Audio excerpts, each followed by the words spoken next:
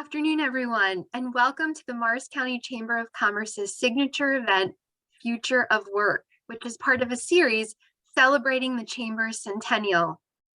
I'm Megan Hunter, President and CEO of the Morris County Chamber of Commerce and Economic Development Corporation, and I'm so glad you could all join us today.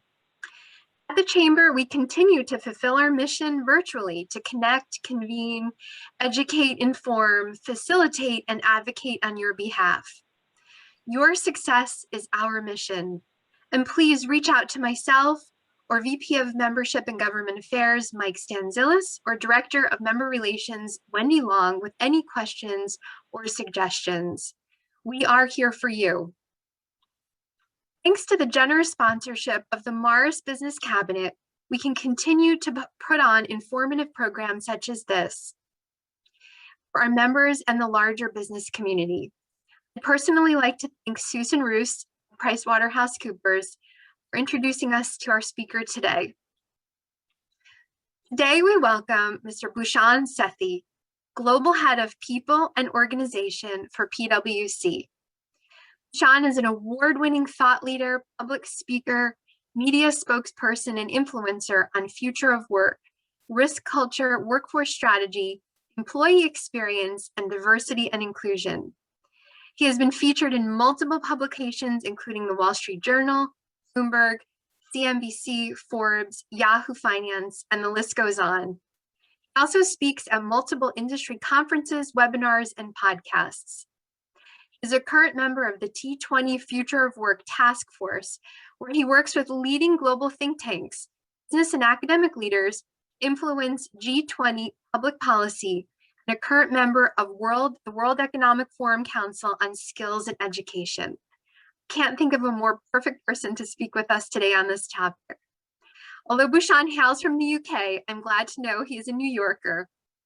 We also have joining us today Nicolette Sorizzo, who will be manning the controls behind the scenes. So Nicolette, thank you for joining us as well. We know the only constant is change. And the future of work is a topic that our members frequently discuss at the Chamber. At the Chamber, we are aware of the challenges our businesses face, whether in the for-profit, not-for-profit, or government sectors. Some questions I have heard include, how do we plan our growth strategy post-pandemic with remote teams? How do we respond to the needs of employees who may need flexibility? And ultimately, how can our employees be productive and enjoy their work, contributing to our organizations and the community around them? So I, like you, look forward to hearing the insights from Bhushan and what he is hearing from companies around the globe and their strategies moving forward. So thank you again for joining us today. And I would now like to turn over the program to Bhushan. Please enter any questions you may have during the course of the program into the Q&A. John? Thank you, Megan. I'm really excited to be here and spend an hour with the members. Nicolette and I are going to go through some hopefully interesting content. And as Megan said, we want to make it very interactive. My thoughts are with everyone right now at this time, friends and family. I have a lot of family back in India who are, a lot of people are struggling there. I'm sure some people on the call do as well. So this is a very important business topic. This is a very important societal topic, but I wanted to acknowledge that whilst it may be 80 degrees in New York City this morning and we may be allowed to be mask-free as per the CDC outside if we've been vaccinated, and there are some real struggles in different parts of the country and different parts of the world. So as we start the future of work post-pandemic, I think this is a real collision from our perspective. So the future of work, as we'll talk about, has been talked about extensively for the last 10 years, but it really started at the start of the dot-com crisis. I moved to the US 20 years ago, and it really started then. It's been much more accelerated and relevant now post-pandemic, and many companies now have a separate return to work or a hybrid work plan and a parallel future of work plan. And so we'll talk a little bit more about that. So the first thing that we wanted to do is, we've got a few slides to really highlight some research and frameworks on how we think about this topic. So the first thing that we wanted to do is I wanted to introduce my colleague Nicolette, who wanted to ask you a question and make this is a tiny part of the interactive piece, and if you have fun with us, we wanted to pass it over to Nicolette, and then we'll get back to the main event. Nicolette? Hi everyone, my name is Nicolette Sortusio and I'm part of PwC's Organization Workforce Transformation Group. And just to get us started, we thought it'd be fun if we can ask you, so pull out all your phones, and our question today is, what one word describes your top future of work priority for today?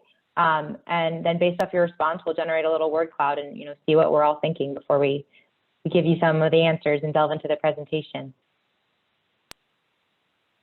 So I'll give everybody a minute or two for that and activate the poll now. So Nicolette, what's your one word? I don't want to give it away. My one word is, I think it will probably be what comes to mind to a lot of people.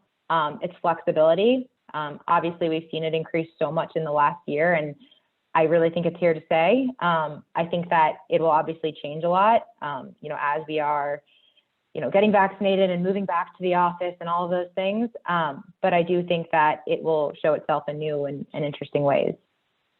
Absolutely. And I think we're asking people if they can to use the poll everywhere, if they can text using their cell phone future of work PwC to 2233 and then enter it there, so we can actually produce a nice word cloud if you're able to do that. And let me present this full screen so you can all see it coming live.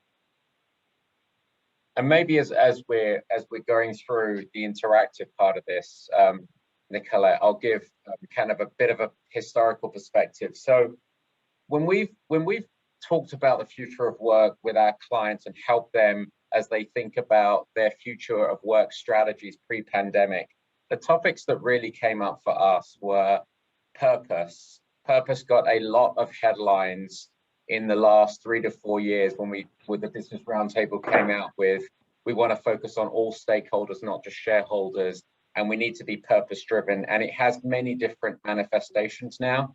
Now the focus is really on social responsibility and inclusion. The other topics that absolutely come up when we think about future of work is, what's the role of technology or digital or automation? And we've seen lots of headlines about, will robots take our jobs? What's the degree of automation? Should automation be accelerated? How do we do it in a responsible way, but back to purpose? The other areas that have been highlighted is the physical workplace. Pre-pandemic, a lot of businesses use their location as a competitive advantage to access talent. They also use their physical spaces as a competitive advantage to engage their people in very collaborative ways. Now, those trends may not have completely gone away, but they've been changed in the pandemic with the onslaught of remote work and hybrid working. So we'll talk a lot more about that. So workplace is still relevant. It just has a different flavor. And then obviously your workforce, and whether that's the skills of the workforce, the composition, whether you have contractors or contingent workers, whether you have full-time employees, what's the right hierarchy of that workforce? Where is that workforce located? That is absolutely relevant as well. So for us, it's about purpose, it's about digital, it's about workplace and workforce. So thank you so much for sharing. For those of you who haven't done a word cloud in a while, the size of flexibility and diversity in digital reflects the amount of people that think that's important. So a real good mix. So productivity is definitely something we're hearing a lot of now. Mobility, patience. I love that point. Whoever made that point. Patience and empathy. I think we all need more of that. My wife would tell me I need a lot more of that personally. So why don't we? So thank you so much for sharing that. Why don't we move on, Nicolette, to the next chart, where we were really trying to frame up. So I mentioned prior to the pandemic, when we were working with clients on future of work, it was about purpose, it was about digital, it was about the workforce and the workplace. I also want to spend a little bit of time around this scenario planning concept. So for those who have worked on scenario planning in the past, this is not a new topic. The pandemic was a scenario that nobody foresaw, although I was talking to a large US bank last year who actually developed lots and lots of scenarios, and a pandemic in the US was one of them in terms of some of their resolution and recovery plans, which was interesting. But scenario planning has got a lot of traction with clients now because the pandemic changed all of our businesses, some in a very bad way, those human contact businesses, some in a way that where firms have had to transform and accelerate a lot of their digital agenda. But scenario planning is highly, highly relevant. I want to talk a little bit more about how firms think about scenario planning, and the pandemic being one terrible health scenario, but there'll be other scenarios in the future that all businesses and society and educators and policymakers need to prepare for.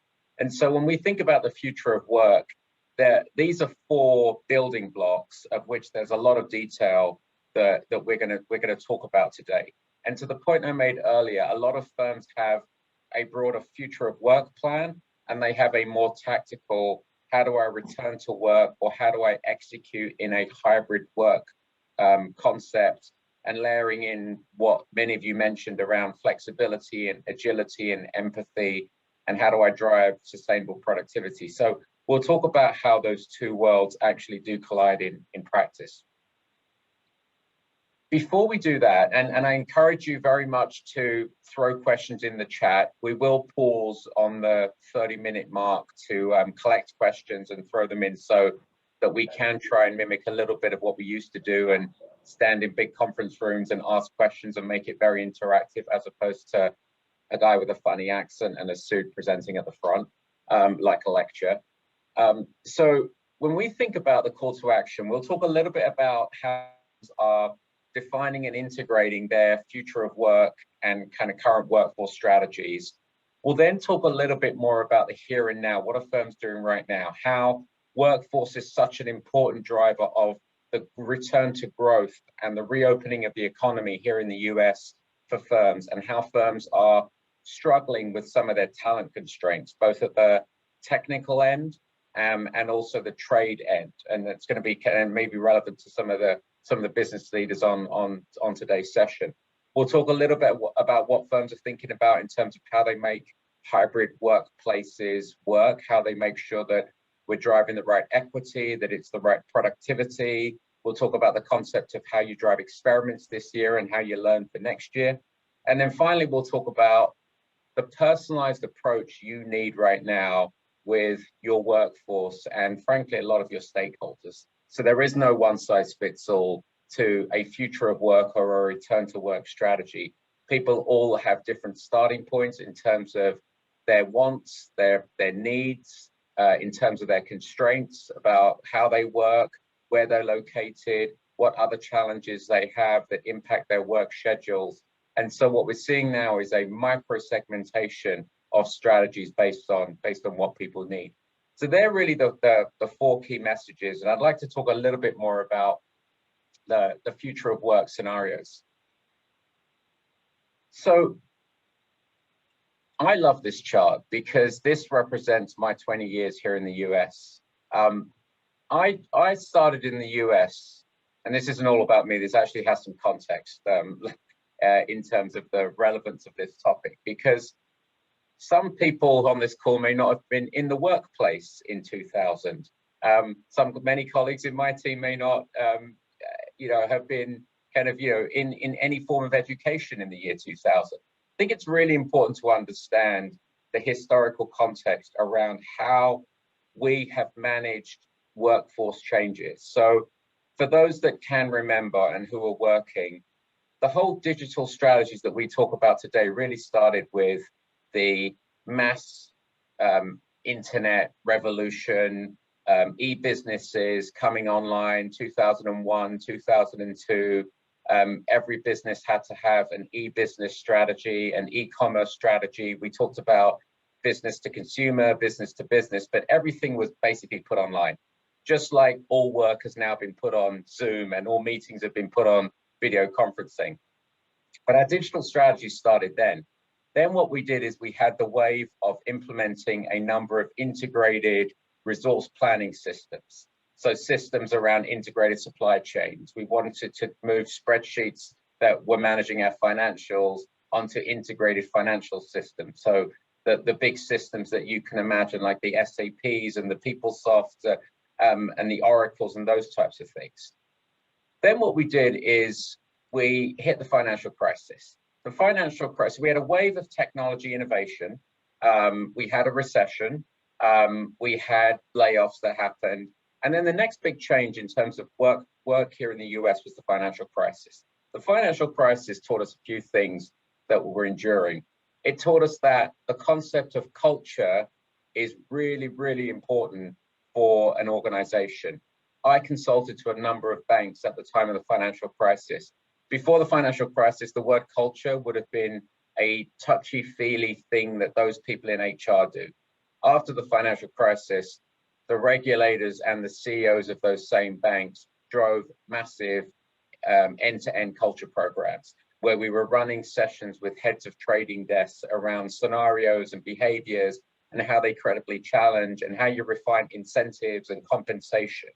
And so for me, really, that concept around the purpose of an organization was born out of the financial crisis when banks got really focused on culture because the system impacted everything. The financial crisis drove an economic crisis. It drove a funding crisis. So big issues there. It would obviously be remiss of me, this is the US, not to think about the concept of 9/11 and how that changed kind of our travel agenda and really hurt certain industries and drove kind of the physical safety and security, obviously. I'm sure folks are looking at that. But the financial crisis was where we learned about things like purpose and culture.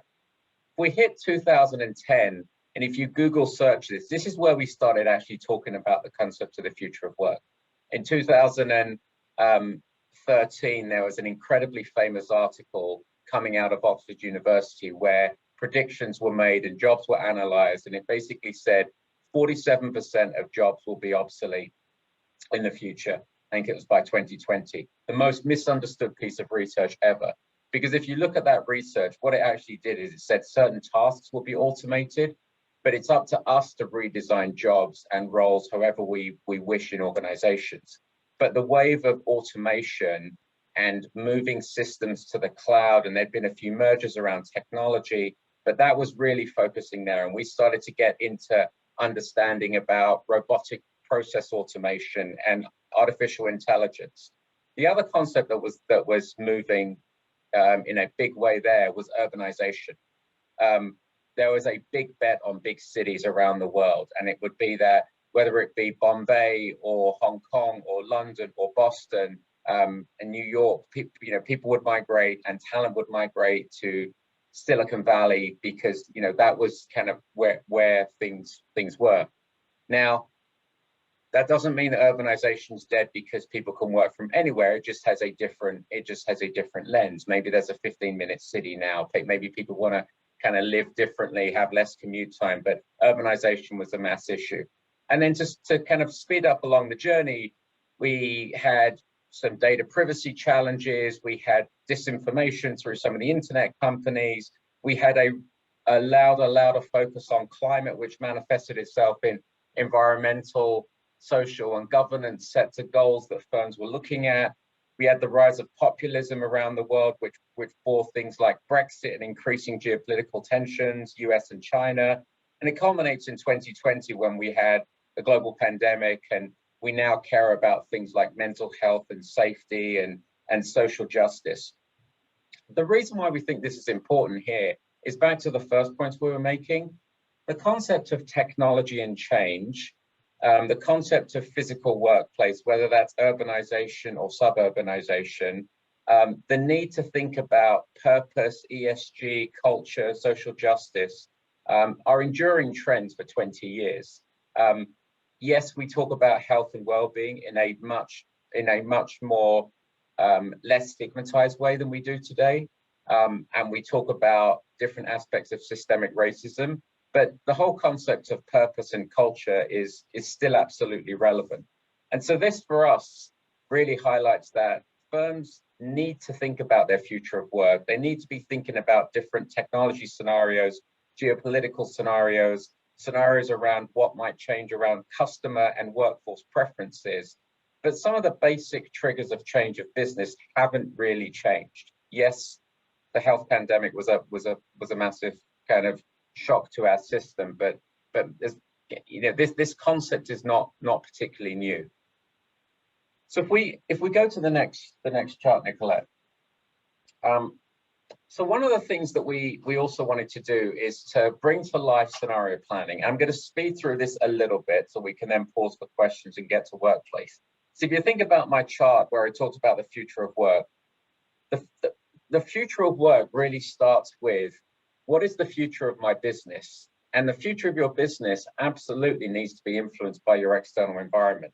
So mega trends around the world. This chart we developed in 2010.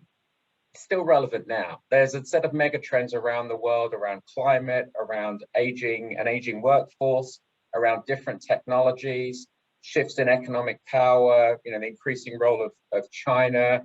At times we used to think it was India, maybe India comes back. At times we thought it was Brazil. That's obviously not the case now.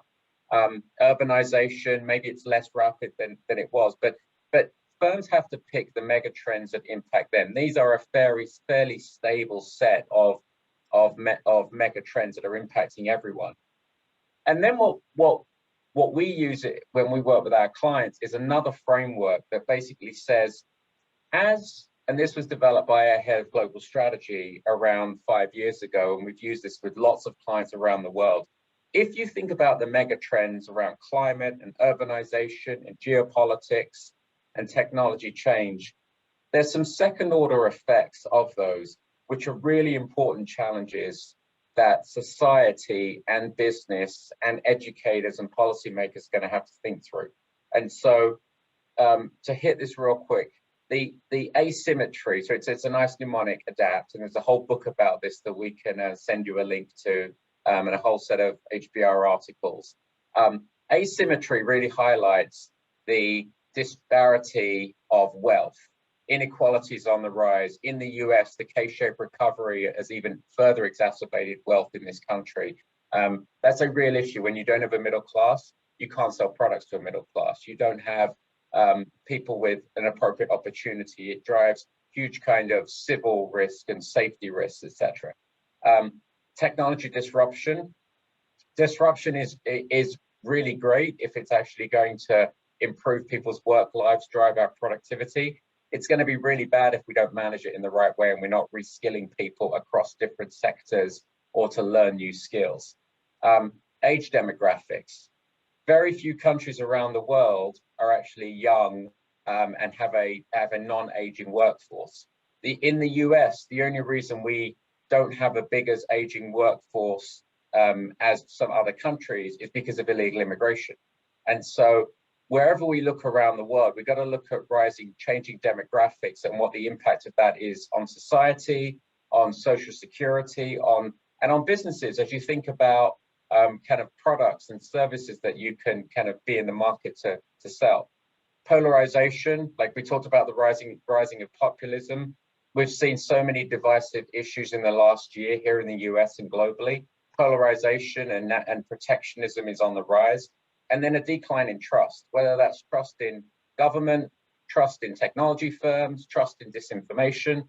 So these are more the second order effects of the megatrends. So why should we care? Why is this even relevant to work and workplace and future of work? And why is this guy taking me on this journey, which sounds pretty negative? And so maybe just kind of, so the reason it's relevant is every firm is impacted by these megatrends. Every firm is going to be looking at second order effects.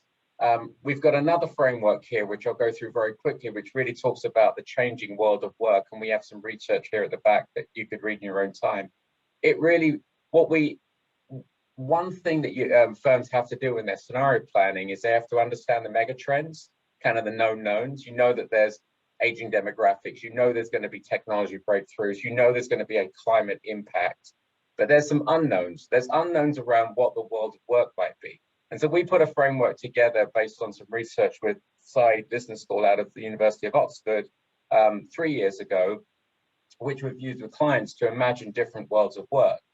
And to bury the headline, not to bury the headline, if we go to the next chart, we basically said companies might fall, the world of work might fall into big businesses, think Amazon, think Walmart, etc., that are going to be focused on a for-profit motive, which could be blue companies, corporate is king, or they could be the other extreme where it could be a big focus on collectivism and universal basic income and less disparity of salaries and still larger companies.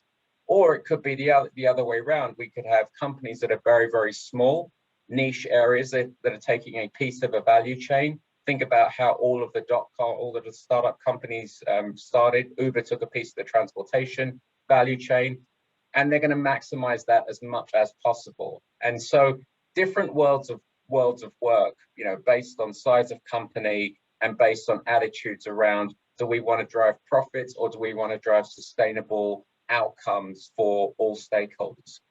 So the reason why all of this matters, if we just kind of pause on the previous slide, Nicolette, the reason why all of this matters is when firms think about their future of work, they've got to go through a scenario planning exercise. They've got to think about what mega trends are impacting their businesses.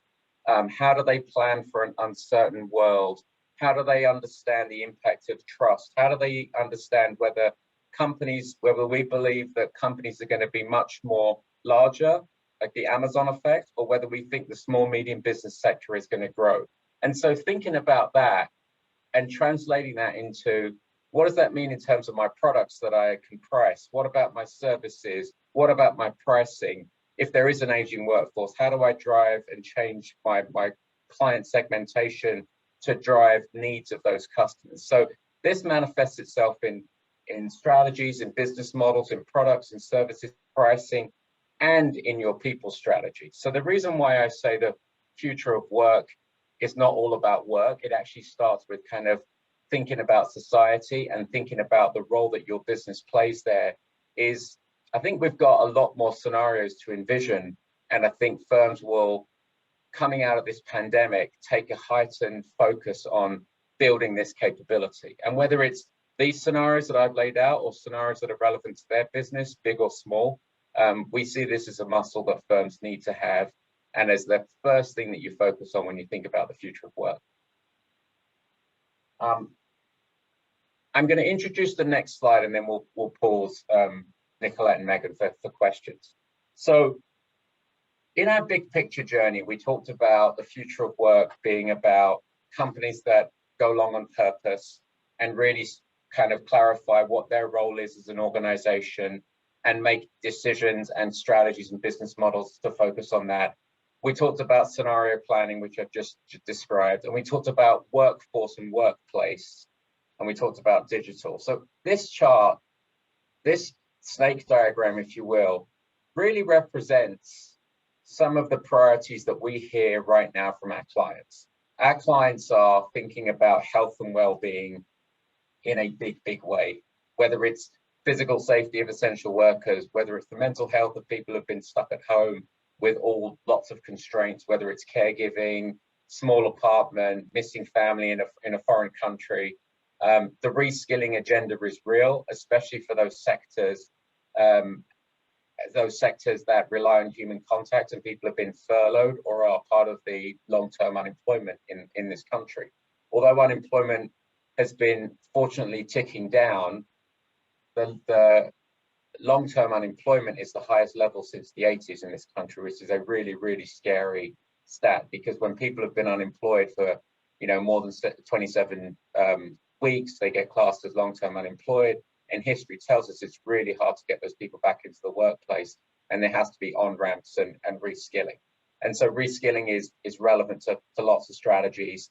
Productivity is a really interesting question, is a really interesting topic right now, where firms are using productivity as a synonym for performance. So if their business is performing well, they think everyone's productive. If you really look under the hood of that in lots of companies, some people are being incredibly productive because they're working longer hours. Some are languishing and struggling. And some of that productivity might not be sustainable. To pick a couple of other points, coming out of the Biden election, there was a commitment to think about, and coming out of Biden's infrastructure bill, the focus on good jobs or quality jobs. So how do we build back better jobs where we embed fair pay, fair working conditions? We design jobs that actually build people's skills for their future employability, not just go and take advantage of being a warehouse and distribution person for a company for 6 months because we need surge resources and people are too fearful to take those roles because of the pandemic. But how do we actually employ people in those roles, but give them on-ramps into other roles through some kind of reskilling? And there's some other pieces here that we'll talk about, we can talk about more as well. Hybrid working, how people need to work in a hybrid way, which means some people will be in the office some of the time, some people will be at home some of the time. Could be once a month, it could be 4 days a week. All of the numbers tell us that people want to work, office workers want to work 2 or 3 days from home.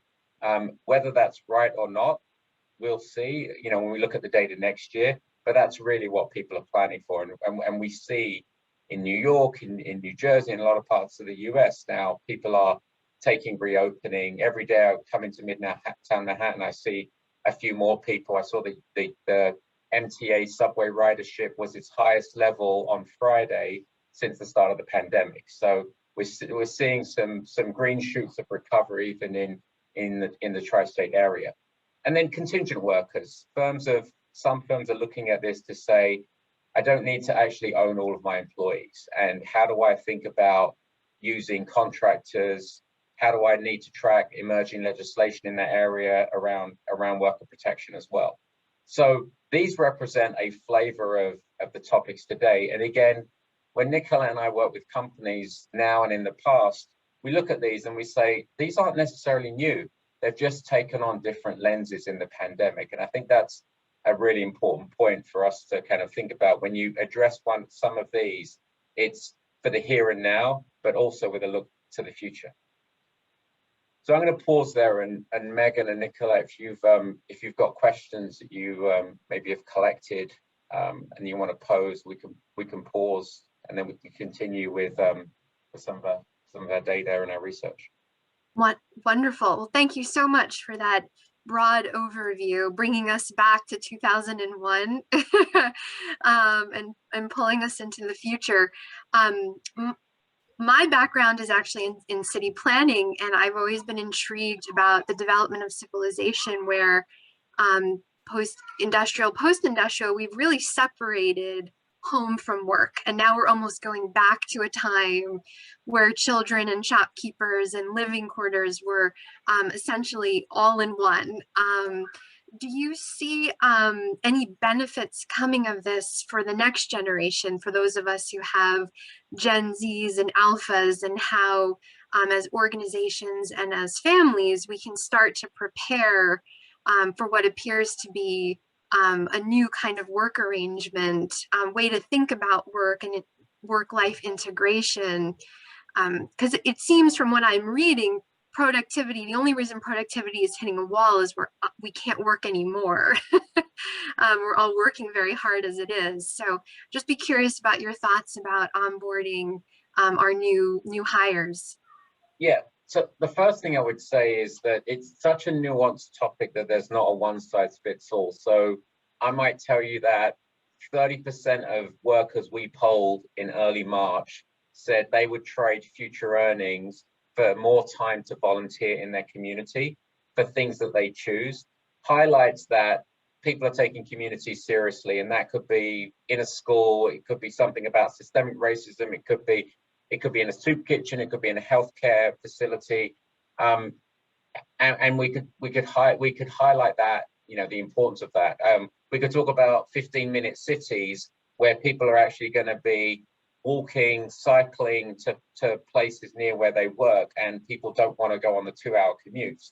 But for every one of those, there are people that are going to commute door to door 2 hours, maybe 3 days a week, who live in Connecticut or New Jersey and come into New York. So I'd say that the focus on collectivism and thinking about the community and thinking about the role that business plays in helping small businesses and that we're all in this together has heightened. But for every example, there are some people that do want to work from anywhere, but they do want to work for anywhere. And I think the challenge for businesses, if they want to get good talent, they're going to have to design for all of those.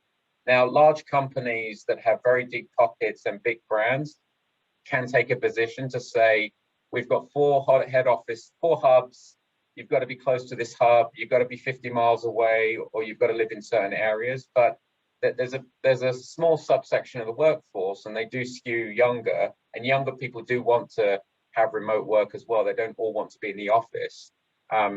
Some of them actually do want that flexibility and the ability to work from anywhere. So I think there's no one size fits all around this thing. And maybe it becomes clearer in the next couple of years when we think about the role of cities and the regeneration, hopefully, of New York.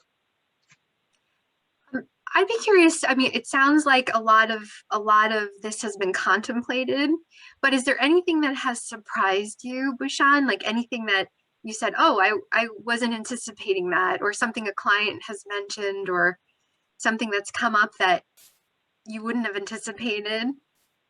Firstly, I'm surprised we're not back in the office by now. Okay.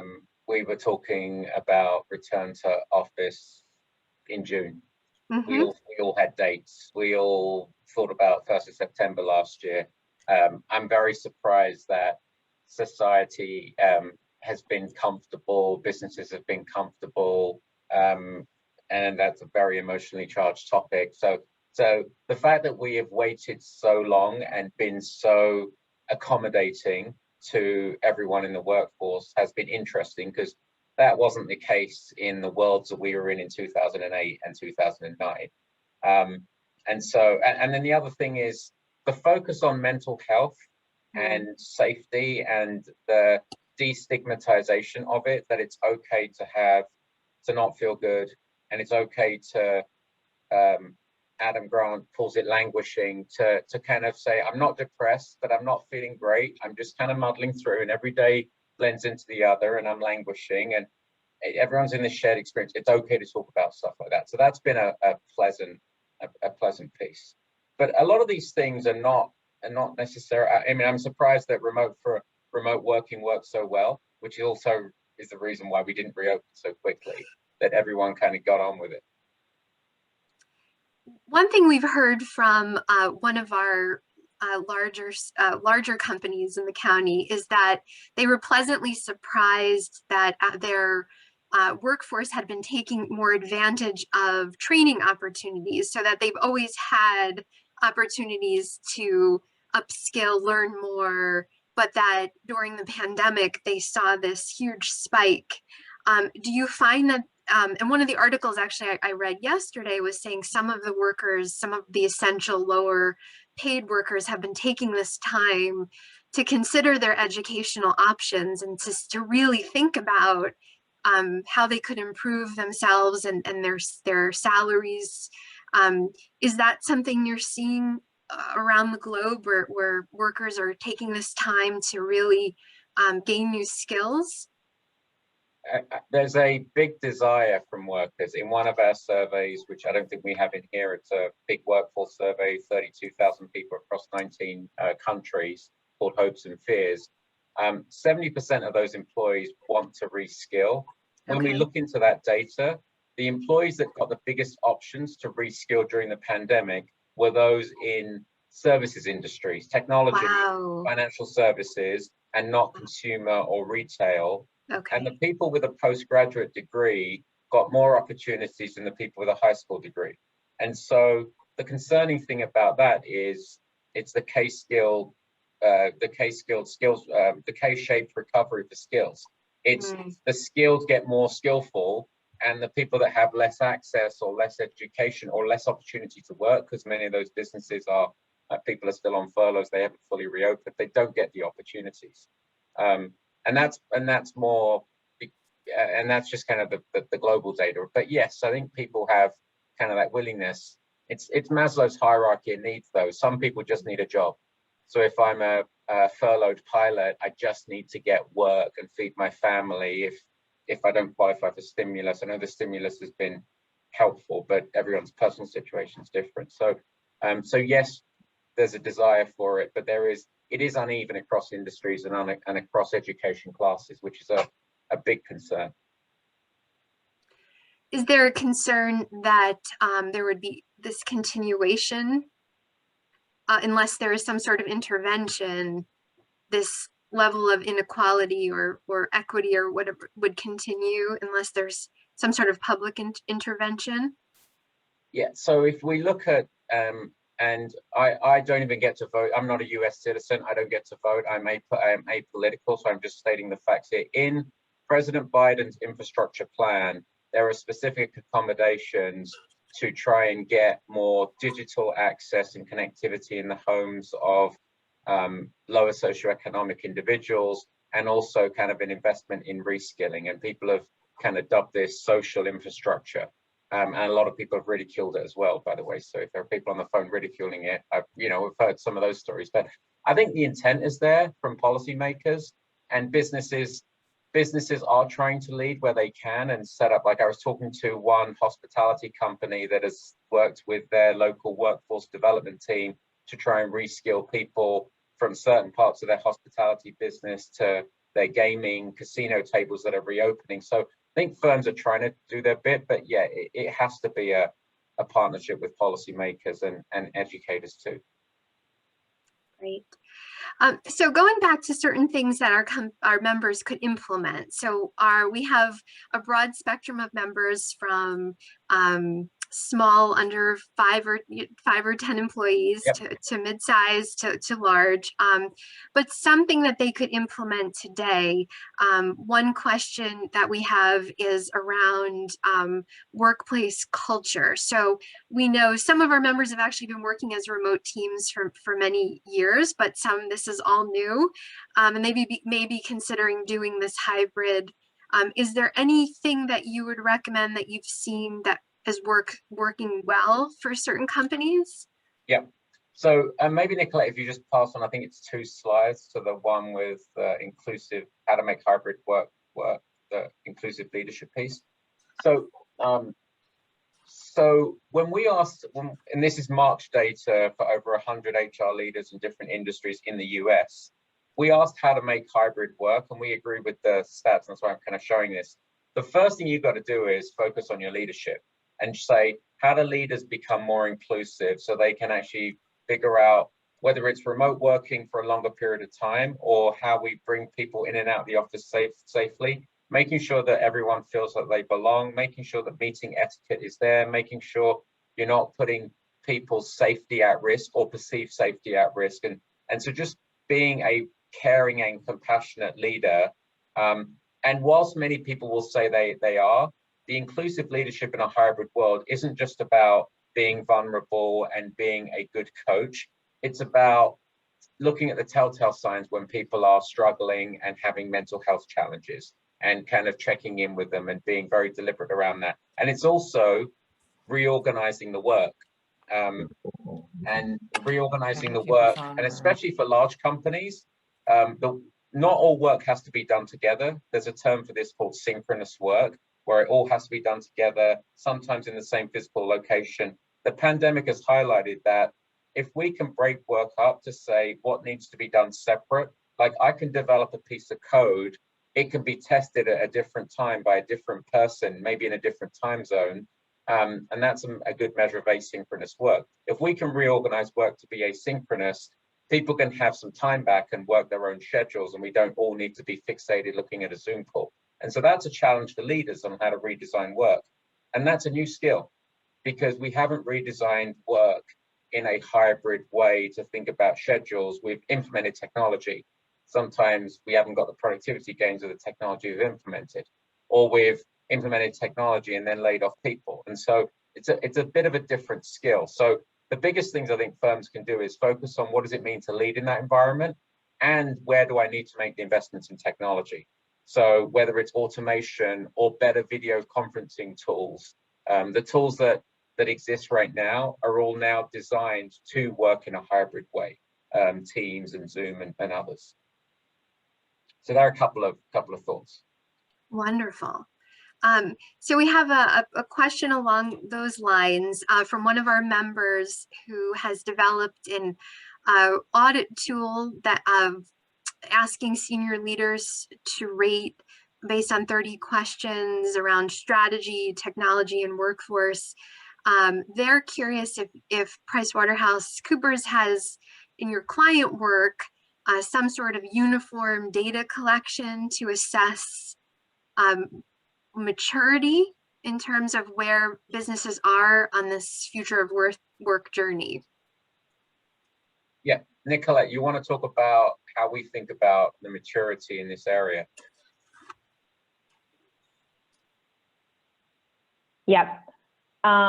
So perfect. This is already in our presentation. So we have what's called a workforce strategy diagnostic tool. And what this tool does is it's free. It's out on our internet site. And essentially, anyone can go through. It takes about 10 minutes. They answer some questions around, their organization's preparedness, their workforce preparedness for the future of work. And then at the end, you kind of see how you stack up, how you did against, peers, people that are in your industry, people that are in your region.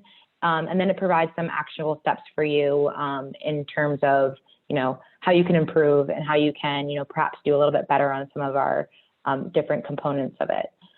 So some of the things that we look at in terms of this is, how mature is your technology?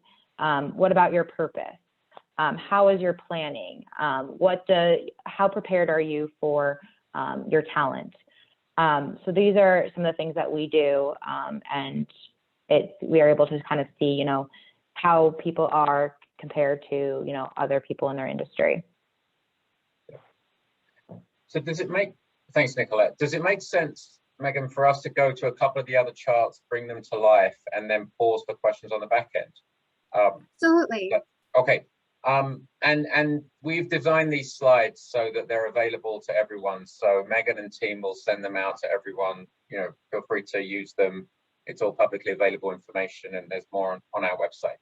So if you remember, we talked about future of work plan needs to be combined with the current workforce and hybrid work plan. We talked about as companies look to grow this year, we're very fortunate in the US that we potentially have a strong recovery ahead of us in terms of GDP, in terms of pent-up demand. Many firms are looking to grow as the business, as the economy reopens, especially those human contact intensive businesses. But the biggest challenge is talent.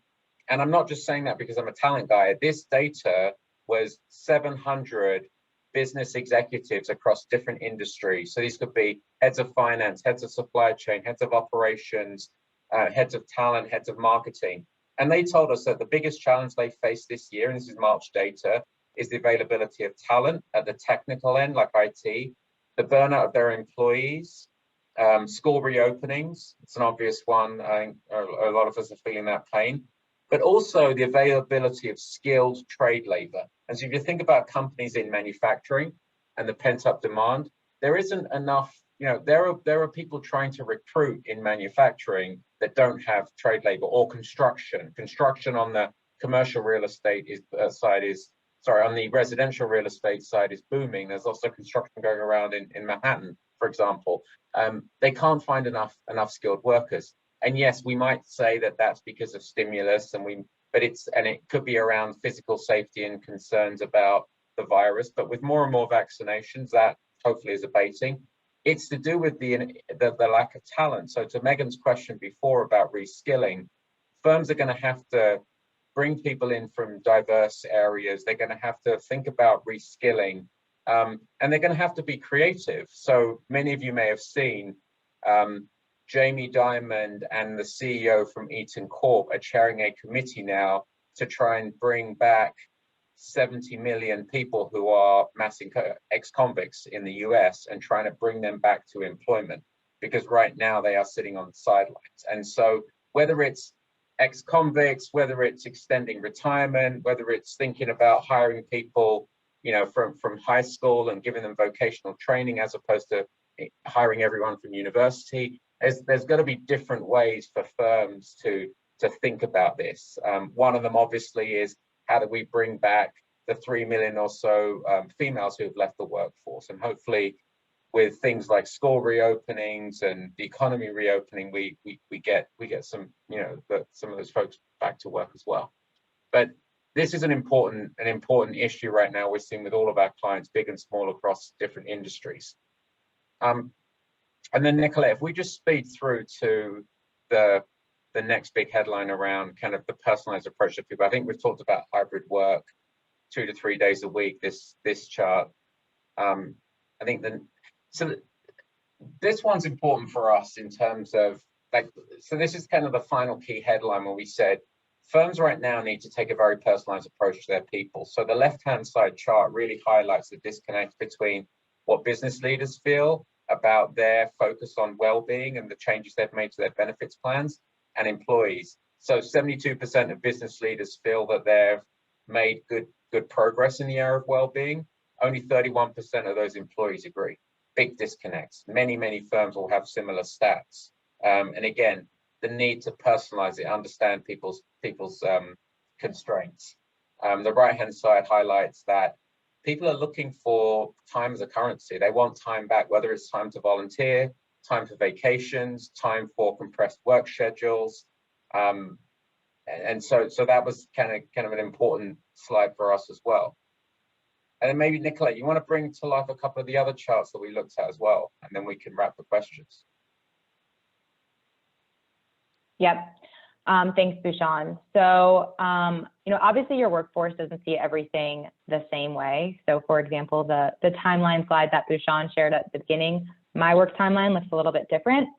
So obviously, you know, the way that our experiences and the way that transforms into our work is a little bit different as well.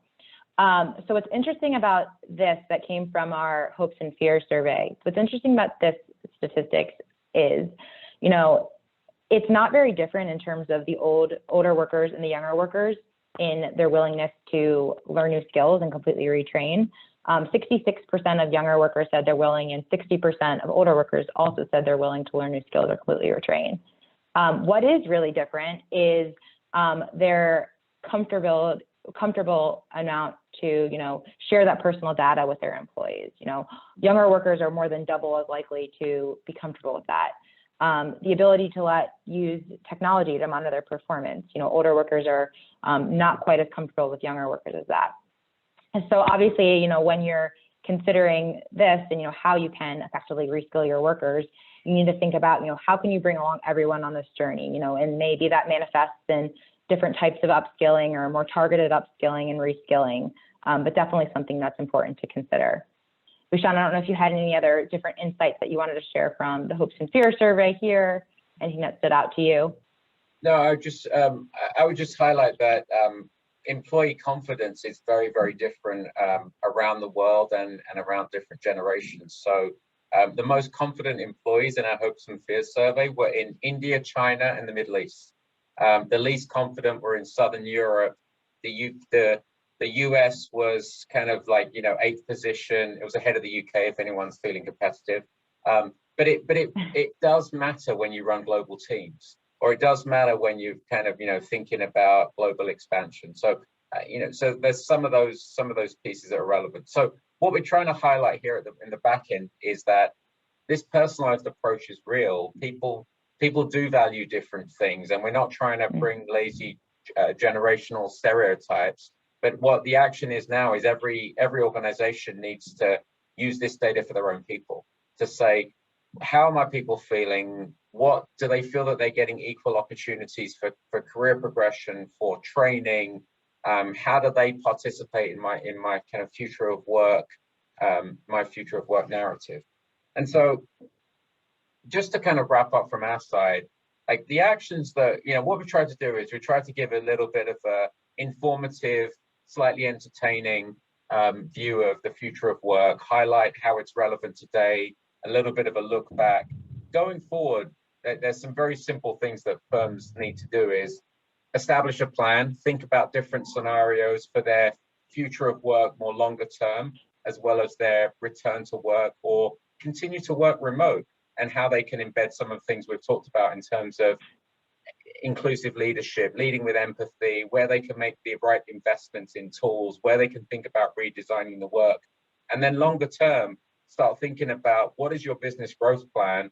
How do we think about new products, new prices, new services, expansion, M&A? The M&A market's picking up. We're working with a lot of clients on looking at due diligence and acquisitions, but whatever business transactions you're kind of engaging in, how you're thinking about the work, the workplace, the role of technology, and how do you anticipate kind of whatever plan you put together, how it has some sense of agility based on different scenarios. So we could have probably spent a whole day on this, and we have done with lots of companies, but hopefully this gives you a bit of a flavor of how we think about this and what we're seeing with our clients.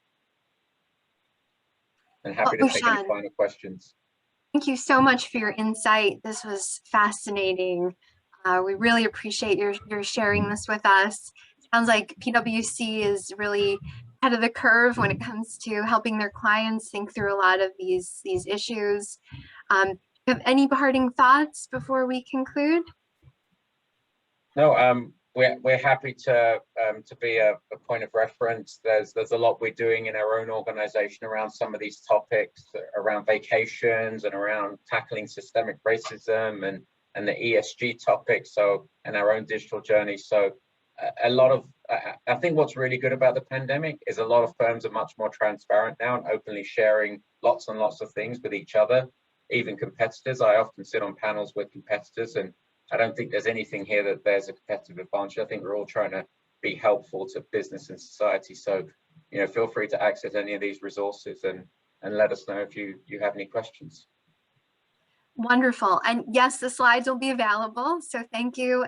And we're so grateful for PricewaterhouseCoopers' involvement in our chamber and support, and of course, sharing your insights with us today. So thank you for being with us virtually. Thank you, Nicolette. And all the best to you. And thank you everyone on the call for being with us today. Have a wonderful rest of your afternoon.